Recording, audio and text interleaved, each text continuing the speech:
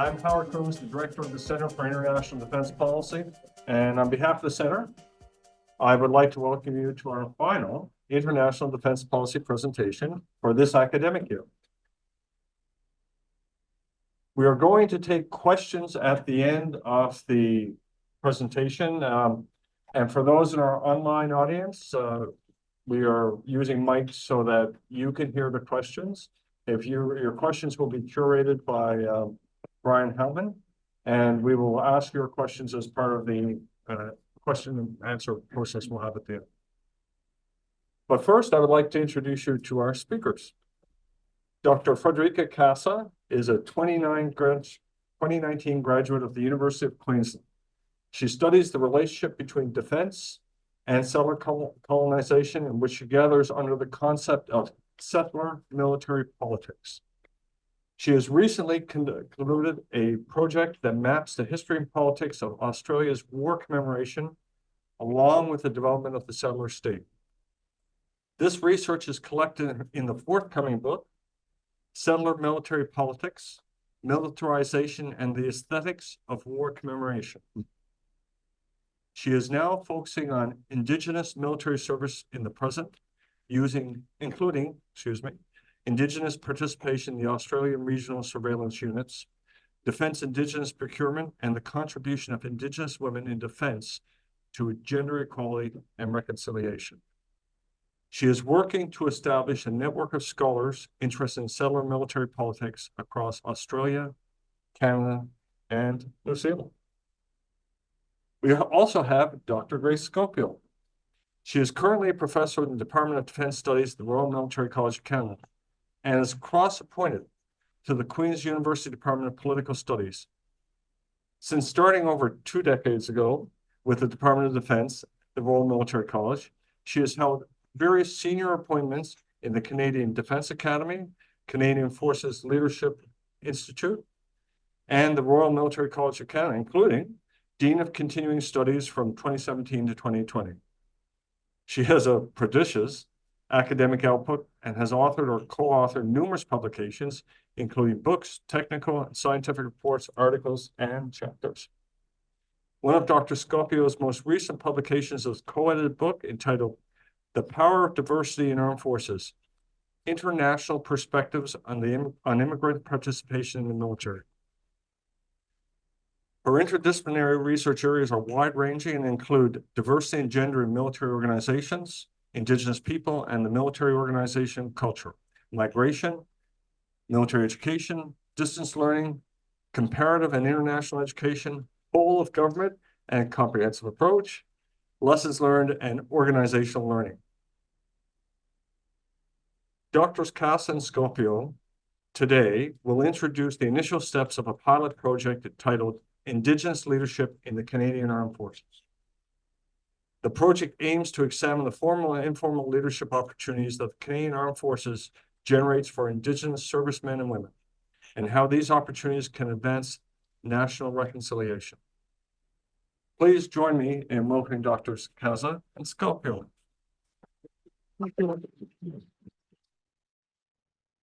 Thank you, Howard, for the introduction, and what a privilege to be presenting and working with Grazia.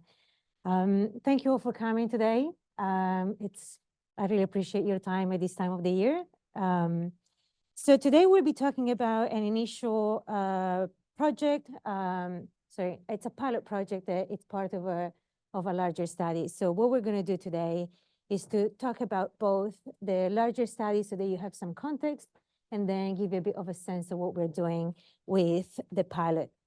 But before we go any farther, we would like to begin with the acknowledgement of the land on which we gather today, and then which will be done by Grazia. And then, let's try the clicker. And then we will do an acknowledgement of Melbourne, the land of Melbourne as well. Perfect. Thank you so much, Howard, for the introduction. It's a pleasure to be here, and I'm super excited to do this project with Federica. And again, we're going to begin, take a few minutes to acknowledge the Indigenous peoples of the land that we're on today. And for those of you joining us virtually, let us recognize the importance of all the lands on which each of us is located. We're meeting today on the Queen's University's beautiful campus, in Kingston, Ontario. So I would like to acknowledge that Kingston is situated on the traditional lands of the Anishinaabe and the Haudenosaunee people. And we're very grateful to be able to live and work on these beautiful lands.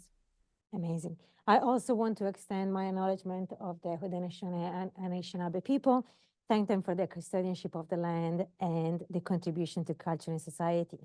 Now, the way that we do things in Australia is in the spirit of reconciliation and truth-telling. So we want to tell the truth, even if it's uncomfortable and sometimes heavy to bear about, the history that brought us where we are today. So the land of,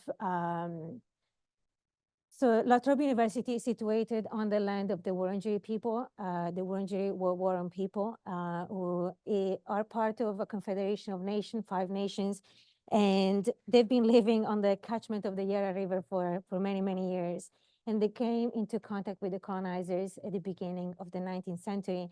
And General La Trobe, who gives the name to our institution, was an official governor who oversaw more than 54 massacres. So it's really important to tell this history, even if it's very uncomfortable. So this is a statue that is actually at La Trobe University. So we decided to have it upside down so that we can have a conversation about the history. And so I think, I really appreciate you listening to the story as we tell it in Australia in the spirit of reconciliation. Something that I think it's quite interesting about General La Trobe, who was a military general, is that he advocated for military discipline for Indigenous people as a way of introducing them to civilization, which highlights the fact that there is a long history of military thinking in relation to Indigenous peoples and colonization that needs attention. And that's what I'm trying to do with the book that's coming out and with this project as well. I just want to say a few words about the research team and how I came into contact with Grace, and working with Grace has been absolutely amazing. So, I won't go too much farther back, but I think it's important to say that my discipline is international relations. And so that's the lens that I look at things, including this project. But I applied for a larger study, for a larger grant that compares Australia, New Zealand, and Canada, the way in which these 3 countries, which are comparable, are including Indigenous people in the armed forces. And so I started making connection with people in these 3 countries to see, is there an interest? And so I got in touch with Grace, and Grace has been really kind and generous with her time. And through some funding from my university, from La Trobe University, I'm here doing this study. I still can't believe sometimes I have to pinch myself because it's been absolutely great. Yeah, so both of us are non-Indigenous, and I think it's really important to acknowledge that, and also the limitations to working in this space as non-Indigenous people. But I think it's also important to acknowledge that there are some advantages, right? So we're coming as outsiders with no agenda. We're just trying to look and tell the story as we hear it. And so this is what we're trying to do. It's been an absolute privilege to be in this research team. Grateful, very grateful. Okay, so this is the outline of the presentation. I will introduce the larger future study first, tell you a bit about how I got to this topic, something about the book that's coming out, which has been the stepping stone for me into this project that I'm doing with Grace and the larger project. And then Grace is going to talk about the pilot in Canada, what we've done so far, where we're going, some of the the initial thoughts that we have from the work that we've done so far. And then we have some time for discussion and feedback, which it's really, really greatly needed and appreciated at this stage of the study. Okay, so this is the preliminary title of the larger study, Investigating Indigenous Defence Engagement as a Strategy of Reconciliation. So the aim of this project is to provide a systematic analysis of the interaction between the defence sector, which gathers both defence and defence procurement, at least in the Australian context, and Indigenous communities, in order to understand whether this work is promoting reconciliation, and if so, how, what's working, what's not working. How I got to this project is through my work. I've been observing that in the last 10 years or so, in Australia, there's been so I'm going to start with an Australian problem, right? So this study starts with an Australian problem, and that's how I came to Canada and New Zealand. So what we're going to hear right now is the Australian context a bit.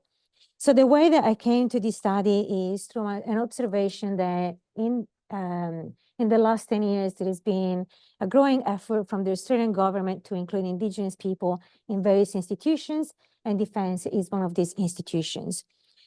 This is part of the reconciliation effort.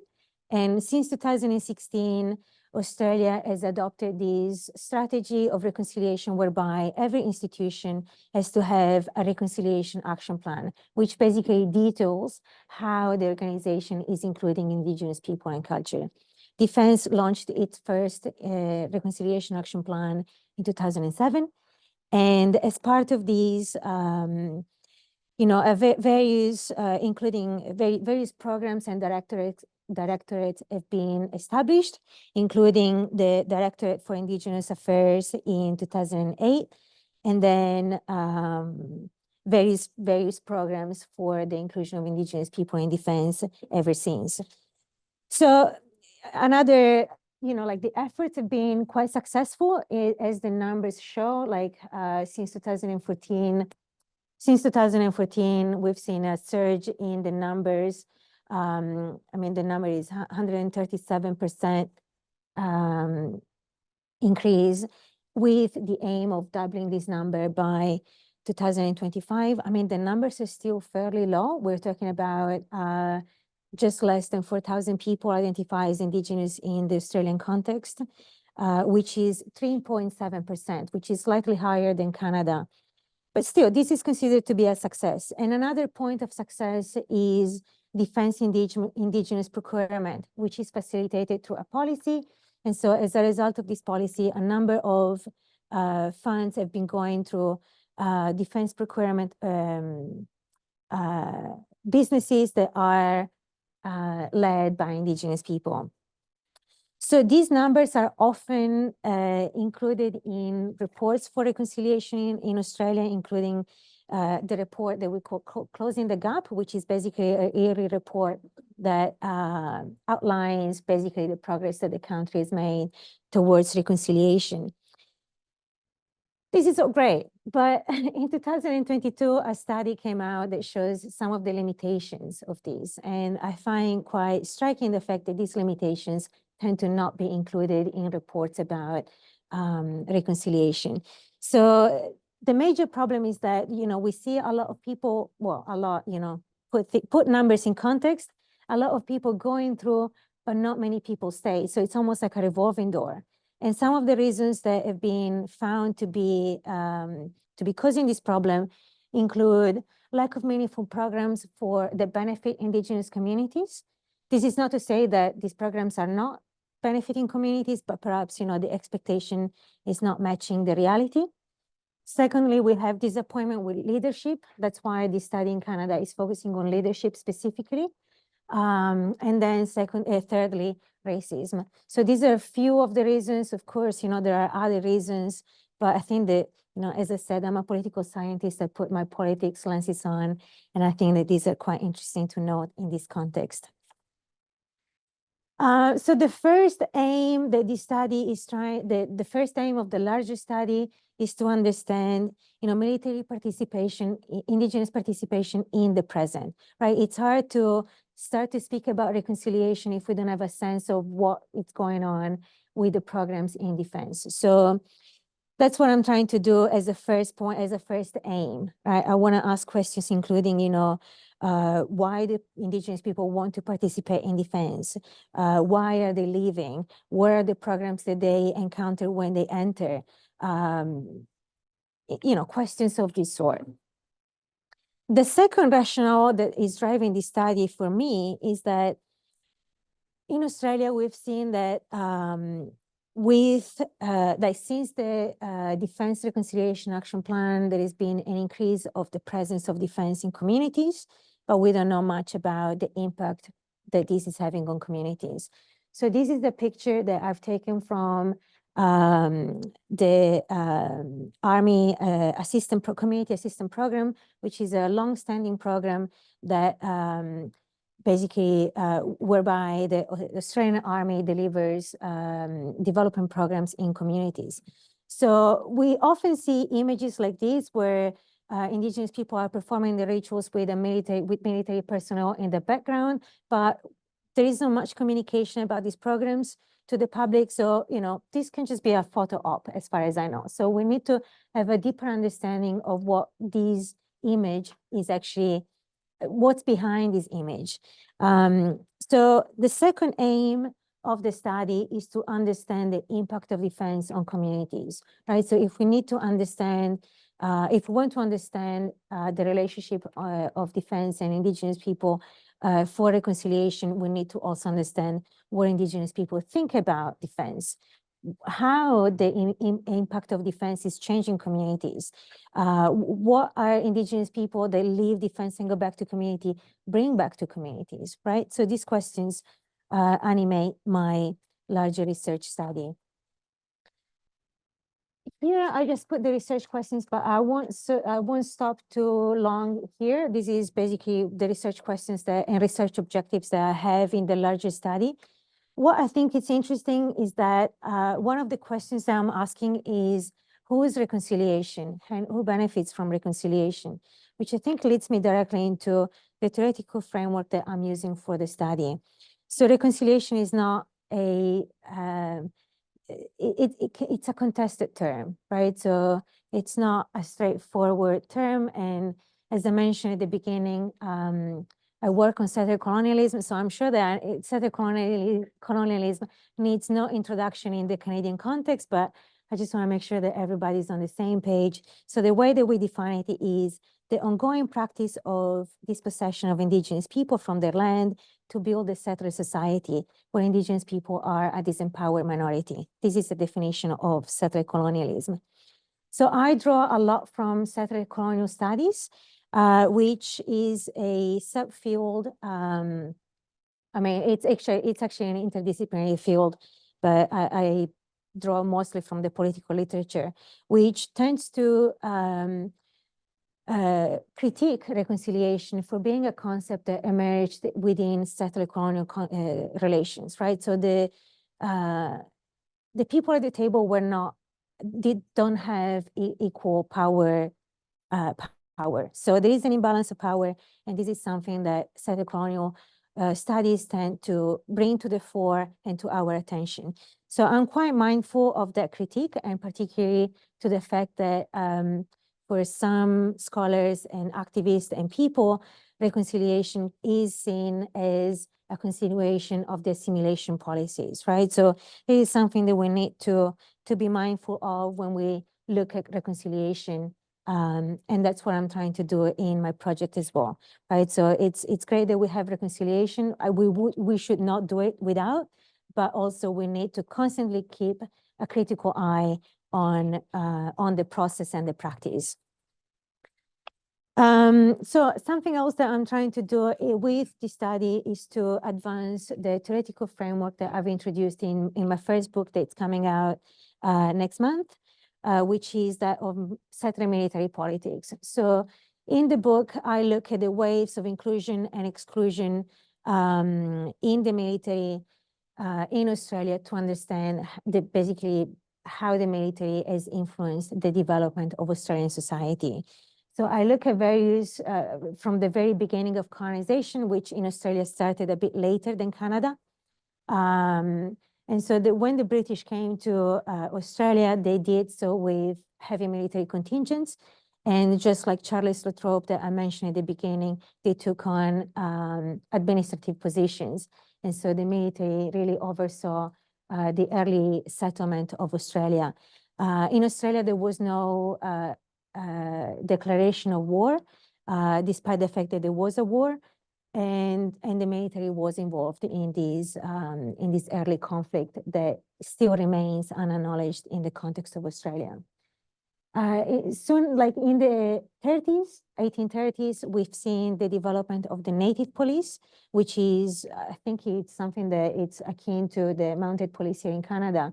But it's quite interesting because there wasn't an early attempt to include Indigenous people in paramilitary organizations, and Indigenous trackers were used to push the settlements, also do punishment expedition towards other Indigenous people. And also it was supposed to be a way of disciplining and civilizing Indigenous people in white society. Then I look at the 1909 Defense Act, which it's actually getting time to pass it on. So in Australia, there was the 1909 Defense Act, which excluded everyone who was not white from serving. In Australia, there was the white Australian policy until the 70s. So there was a very consistent effort to build a white society. Some Indigenous people served nonetheless. In 1951, we have assimilation as the official policy of the country. And so the service of Indigenous people was used as basically as a way to say that we can assimilate Indigenous people in the country. And then it's only in the 80s that we see assimilation giving way to recognition of diversity specifically in defense as well. So I look at these waves of inclusion, exclusion, assimilation, recognition, reconciliation in the book, and that's what I'm trying to do in the present right now. So these are some of the key issues that remain salient in the context of Australia. I won't go into them because of time, but as part of the project, as I mentioned before, I'm trying to compare. So I start with an Australian problem, but I think that Canada and New Zealand compare quite well. So I'm trying to draw some lessons to see what's working here, whether I can bring any lessons from the context of Canada and New Zealand to Australia. And so now Grace is going to introduce the pilot project and say a bit more about what we've done so far. Here we go. Let's just take this as well. Thank you so much. Thanks, Federica. So just for everybody's knowledge, we just met in person about 7 days ago, a little over, maybe 8. We were first connected via email. She contacted me because I've done some work in the space of not just diversity in the military, but also Indigenous participation in the military, looking at Canada and New Zealand. And responded to that email. We started talking online, and here she is. So we're still can't believe how much we've done in 1 week, which I'll explain to you today. So thanks also to the connections from the CIDP and for hosting us today.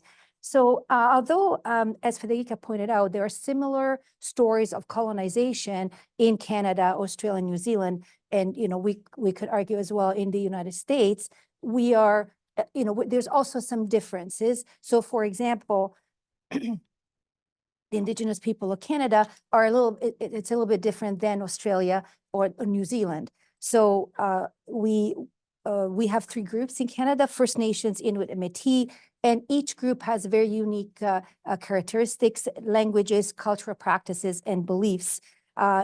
Based on the last census in 2021, over 1.8 million people self-identified as Indigenous, which represents about 5% of Canada's population.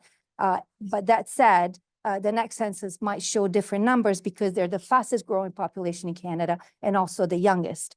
Again, there are some differences. When I looked at New Zealand, it's a much more homogeneous population. In terms of the culture and the language of the Maori people, much higher representation in the population as well. And they're actually overrepresented in the military. So again, there are similarities in terms of the colonial history, but then there are differences as well. So just very, very briefly, again, our study is not necessarily like a historical study, but just to put it in context, looking at the Canadian military participation of Indigenous people, they have voluntarily participated in both world wars. Despite the fact that initially they were exempt from conscription based on the treaties. And that said, serving in the military meant a lot of challenges, such as cultural adaptation, language barriers, and traveling from remote communities. At the same time, a lot of Indigenous men at the time who participated in the Great Wars brought much valuable skills when they joined the military, including hunting and reconnaissance. And we also have a lot of incredible stories of inspiration throughout the history. I just put as an example one of the recent books on Indigenous people in the Canadian military, but there's a lot of literature on that historical perspective, not so much on contemporary perspective, hence the need of a little bit more research in this area. So looking at the methods for our study, very quickly, obviously review of the literature and relevant documents, whether they are policy documents and so on, and data that we have received. We have also conducted informal consultations, and we are planning more for the month, the total 4 weeks that Federica is here with us. So we want to share we want people that we're talking to share their expertise, to share their knowledge on Indigenous military inclusion, on Indigenous programs in the Canadian Armed Forces, and any links to reconciliation. So we're talking, and we will be talking to relevant defense personnel, both uniformed and civilian, Indigenous advisors, elders, Indigenous scholars. We are also planning possibly 2 visits to Indigenous communities, and also talking to non-Indigenous subject matter experts and academics. So just to provide some stats, so as some of you might know, the Canadian Forces, as other government departments in the federal government and other levels of government, are mandated to gather employment equity data through self-identification for the 4 designated groups, which in Canada are women, Indigenous people, visible minority, which basically means non-white, non-Caucasian, and non-Indigenous, and people with disabilities. So currently, if we look at the overall representation as of March 2024, both combined regular force and reserve, the representation for Indigenous people is 3%, with a goal of 3.5%.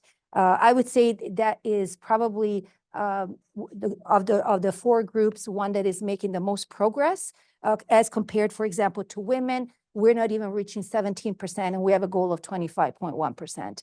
So it's really, really painfully slow. But with the Indigenous groups, I think we're making good progress. And potentially some of that progress comes through the programs that the Canadian Forces, that the Canadian Armed Forces has for Indigenous peoples. So we have 3 sets of programs. One is the Indigenous Leadership Opportunity Year, or ILOI. Currently, that's only run at the Royal Military College right here in Kingston. And it's a 1-year program. And again, the name says it, it's an opportunity year to experience both academics as well as military training, language, sports, and leadership, but all within also a cultural lens. There is an Indigenous elder attached to the program, and there's cultural practices that are embedded in the program as well. We have summer training programs. These are reserve programs. They're 6 to 8 weeks. 4 of them are Army, the other one is Navy, and they're held in different bases across Canada. We also have Canadian Armed Forces Indigenous Entry Programs. That's a shorter program. It's a 3-week program, and that's in our base in Saint Jean and Halifax. And the main difference, one of the differences also that in the first program, our alloy cadets are actually recruited in the regular force. At any point, they can depart. There's no penalties, and they're flown back to their community. They are so they're regular force. They get paid, and they are obviously everything at RMC is covered, just like the other cadets. The summer training programs, they are recruited as reserve force. Again, at the end, there's no obligation to join. Whereas the CAF IEP, these are actually civilians, so they're not actually recruited. So at any point, people can also, at the end of the program, completion of the program, they can decide to join, right? And some of them do. They can join as an officer or a non-commissioned member, depending on the entry plan that then they are eligible for.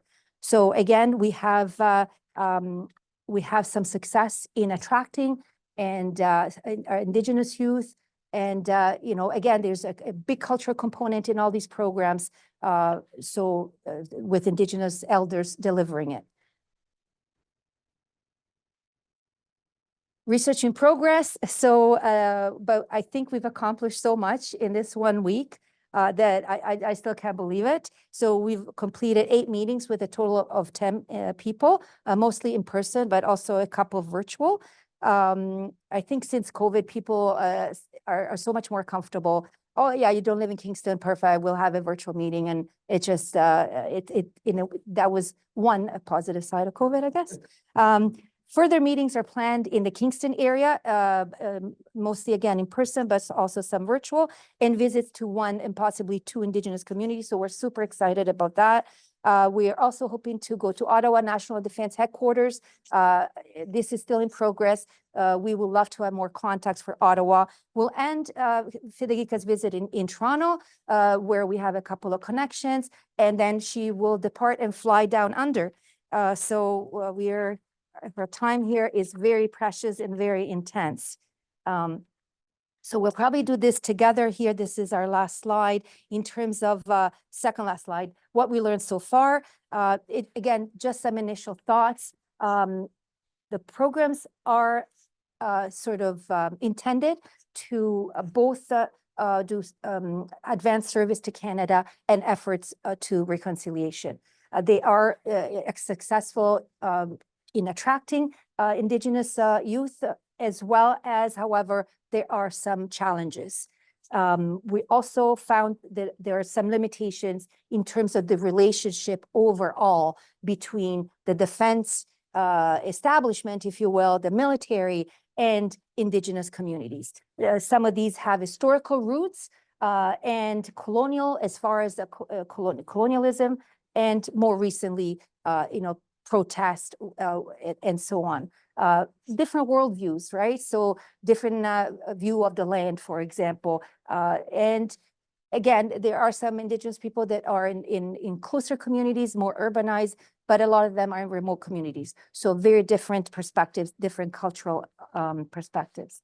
Our next steps, once Federica is back in Australia, reviewing all the notes from the consultations, all the information that has been generously provided to us, and of course, going back to the literature, making sense of all this field work or all these notes, like asking the so what question, and also making the connections with the Australian context, right?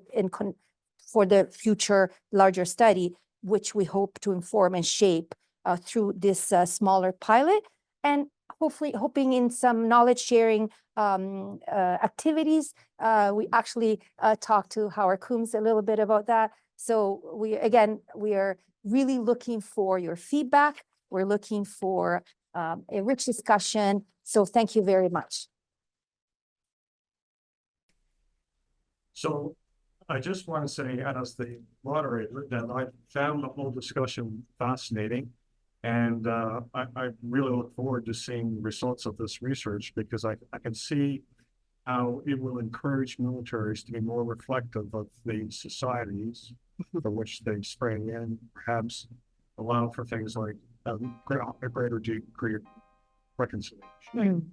So on behalf of the assembled crowd and those online, I'd like to thank you very much for your presentation and research.